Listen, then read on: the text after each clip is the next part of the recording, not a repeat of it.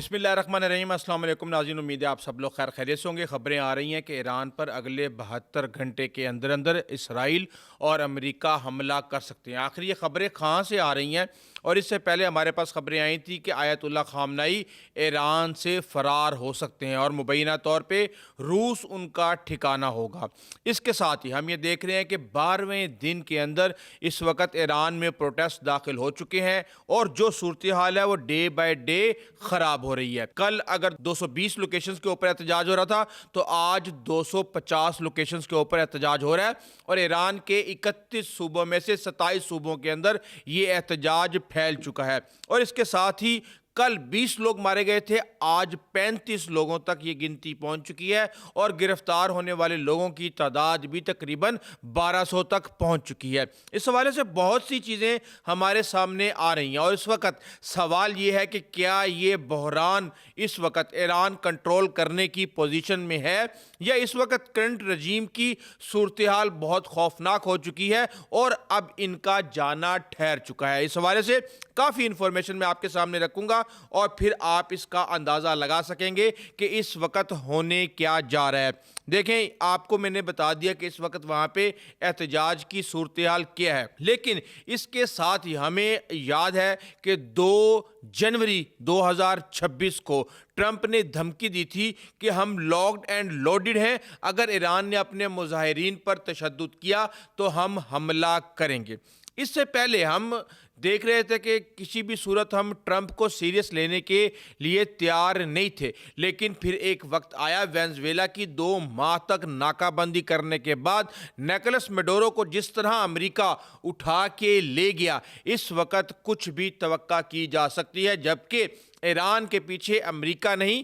बल्कि इसराइल है। हाल ही में अमेरिका में ट्रंप और इस्राएली वज़ीर आज़म नेतन्याहू की एक मीटिंग हुई है जिसमें टॉप एजेंडा ईरान था और जिसमें यह डिसाइड किया गया है कि करंट रजीम को अगर मज़ीद वक्त दिया गया तो ये इसराइल और अमेरिका के लिए ख़तरनाक साबित हो सकता है। इसके साथ ही जो वेनेजुएला में जो कुछ भी हुआ उससे लग ये रहा है कि पूरी दुनिया के अंदर जो भी एंटी अमेरिका सेंटिमेंट्स थे वो नीचे गए हैं और जो मुज़ाहिमतें हैं मुख्तलिफ ममालिक के अंदर वो उनको एक हौसला अफजाई मिली है। अच्छा, अब एक चीज़ को समझने की ज़रूरत है कि अब आपको पता है कि जो ईरानी करेंसी है वो तारीख की कम तरीन सतह पे पहुंच चुकी है। अगर जनवरी 2025 में $1 के बदले में 8 लाख ईरानी रियाल आ रहे थे तो आज ये सूरत हाल है कि $1 के बदले में 15 लाख ईरानी रियाल तक ये मामला पहुंच चुका है।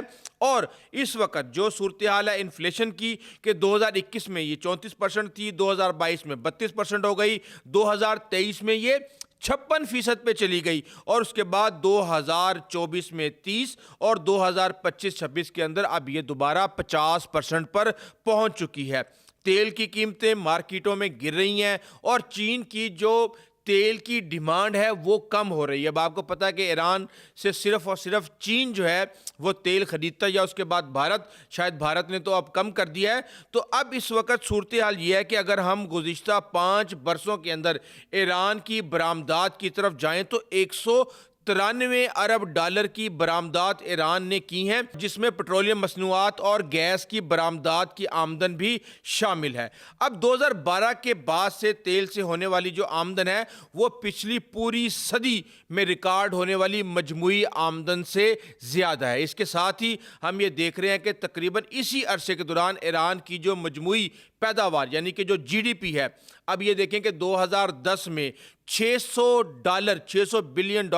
जीडीपी थी ईरान की, आज 2025 के अंदर वो आधी हो चुकी है, यानी कि 356 अरब डॉलर इस वक्त ईरान की जीडीपी है। जबकि हम ये देख रहे हैं कि इस वक्त गैस की जो बरामदात 2025 में की गई है तेल और गैस की वो 65 अरब डॉलर हैं और इसके साथ ही जो मतवक्का मजमूई सरकारी आमदन है वो 45 अरब डॉलर है। तो अब इस सूरत में हम ये देख रहे हैं कि کوئی معاملات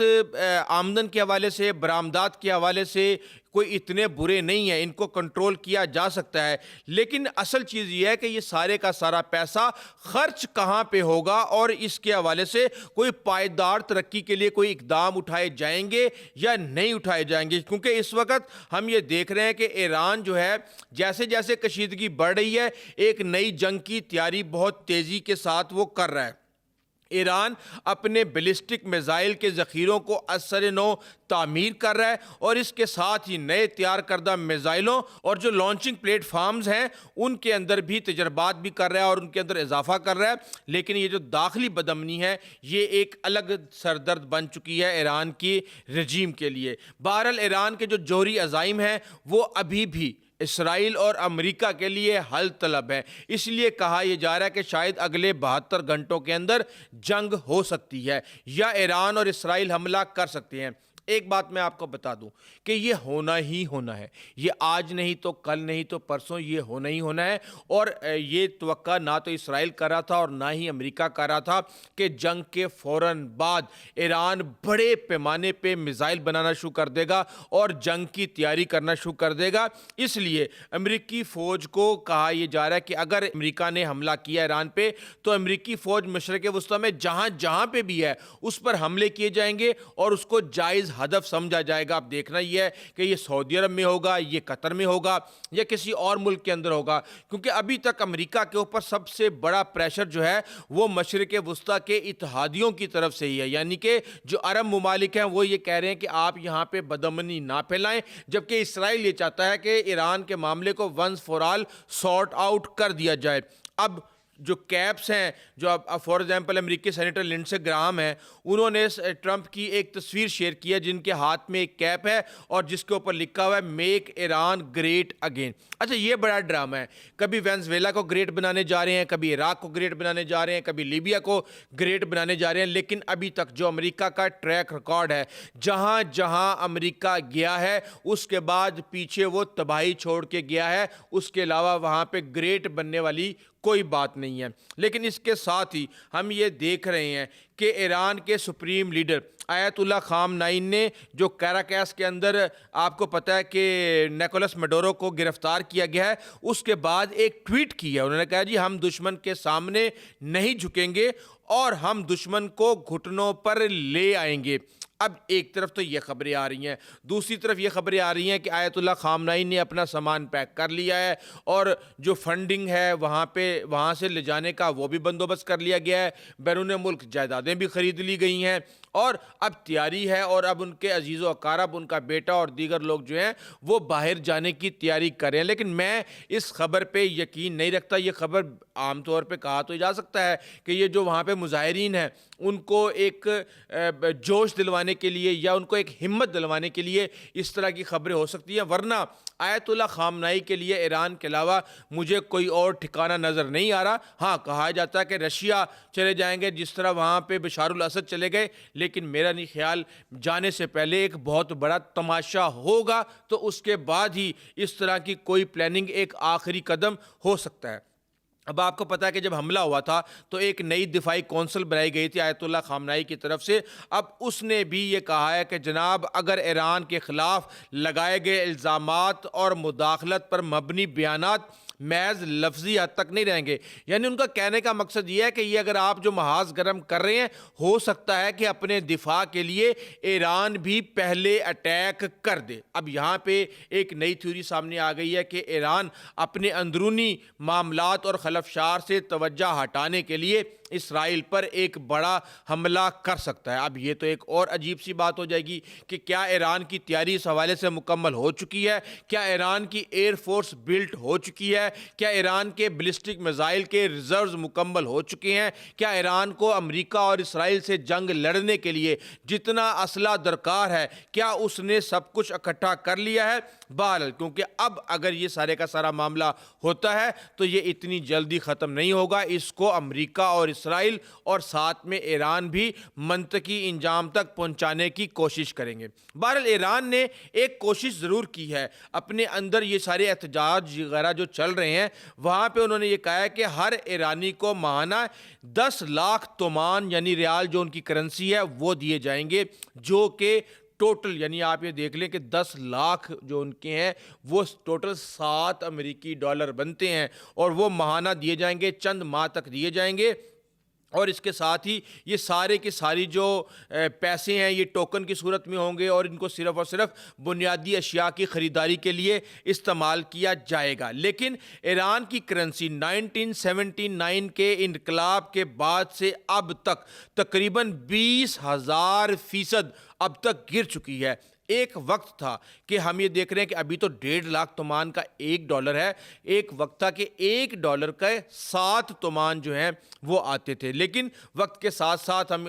دشمن تو یہ کہہ رہا ہے کہ یہ بد انتظامی ہے، ماہرین کو پارلیمنٹ میں نہ لانے کا یہ نتیجہ ہے، اور اسرائیل اور امریکہ سے دشمنی اور جو سارے کے ساری پابندیاں لگ رہی ہیں یہ سارے کا سارا اس کا عمل ہے۔ لیکن اس وقت صورتحال جو ہے وہ نہ تو ایران کے کنٹرول میں ہے اور نہ ہی اسرائیل کی جو مرضی اور منشا ہے وہ پوری ہو پا رہی ہے۔ بہرحال معاشرے کا ایک نقطہ شکست ہوتا ہے، اور ماہرین یہ کہہ رہے ہیں کہ ایران تیزی سے اس کی طرف بڑھ رہا ہے اور وہاں تک پہنچنے کی کوشش کر رہا ہے۔ اب یہاں پہ میں آپ کو بتا دوں کہ یو این بھی اس کے اندر آ گیا ہے۔ یو این کے جنرل سیکرٹری انٹونیو گوٹرس نے کہا ہے کہ جناب آپ جو مظاہرین ہیں ان کی آزادی کا خیال رکھیں۔ پھر جو ایران کے چیف جسٹس ہیں انہوں نے اٹارنی جنرل اور دیگر قانون نافذ کرنے والے اداروں کو یہ کہہ دیا کہ جناب آپ جو انتشاری ٹولہ ہے، جو پروٹیسٹرز ہیں، ان کو آپ الگ الگ کریں اور ان کے ساتھ اسی حساب سے آپ ان کے خلاف کارروائی کریں۔ تو یہ چیزیں ساری کی ساری بڑی تیزی کے ساتھ چل رہی ہیں، لیکن ایک چیز میں آپ کو بتا دوں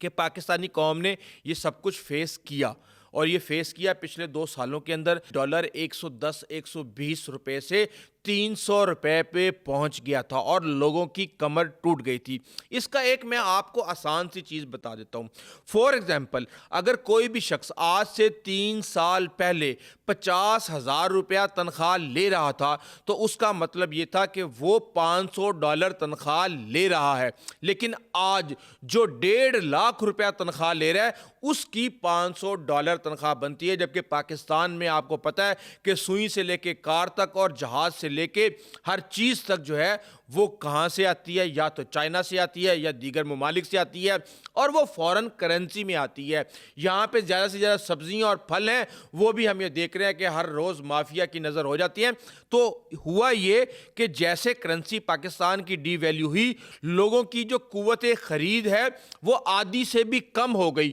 اور ان کا جو لائف سٹائل ہے وہ بالکل نیچے گر گیا۔ ڈالر کی وجہ سے آج پٹرول، اگر ہمارا ڈالر 120 روپے کے مقابلے میں ڈالر کھڑا ہوا ہوتا تو آج پٹرول کی قیمت بھی 100 روپے سے زیادہ نہ ہوتی۔ تو جب اس طریقے سے آپ کی کرنسی ڈی ویلیو ہوتی ہے تو زندگیاں بہت مشکل ہو جاتی ہیں، اور وہاں ایران میں تو ہم یہ دیکھ رہے ہیں کہ ایک سال کے اندر 60 50 70% تک جو ہے کرنسی گر چکی ہے۔ کیا ایران اس کرائسس سے نکل پائے گا؟ کیا ایران اور اسرائیل ایک بڑی جنگ کرنے جا رہے ہیں؟ یہ بڑے سوالات ہیں، اور آنے والے دنوں میں ہمیں اس کا جلد ہی جواب ملنے والا ہے۔ ابھی تک کے لیے اتنا ہی، اس حوالے سے آپ کو اپڈیٹ کرتے رہیں گے۔ انٹل دی نیکسٹ ٹائم، اللہ حافظ۔